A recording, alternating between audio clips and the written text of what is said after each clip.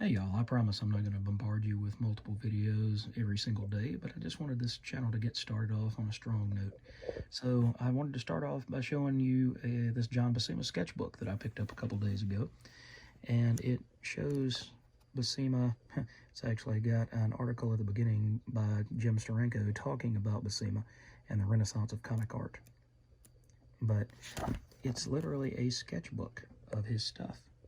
And it talks about through sketches and full-blown artwork, and also has an interview or two with various creators and writers and artists. It just gives you an idea of the life of John Buscema and who he was and where he drew his characters from. And he also drew How to Draw Marvel Comics, or How to Draw the Marvel Way. And that's a book that probably anybody from the inception of that book in 1978 has probably picked up a copy of it and at least flipped through it. It teaches you about form and camera angles and vanishing points and things like that. But what I think Buscema can show off more so than a lot of other artists is movement and fluidity in his characters. It actually shows that his characters feel like they have life. They have movement to them. A lot of artists that you see nowadays and back in the day were very concrete. There wasn't a lot of fluidity to their movements. They didn't always look real. But, you know, that guy right there, he looks like he's falling off a cliff, you know, or getting shot in the back with an arrow. There's movement.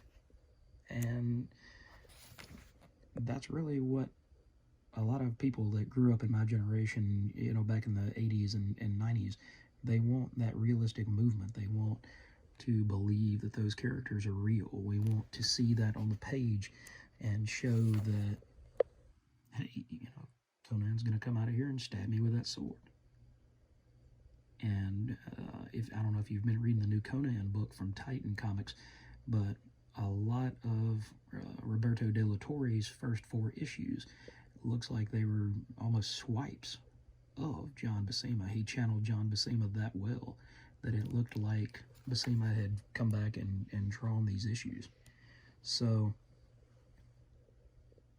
I just wanted to give you guys a glance at this because I didn't know if you'd seen it before, but it's good for character study, figure study.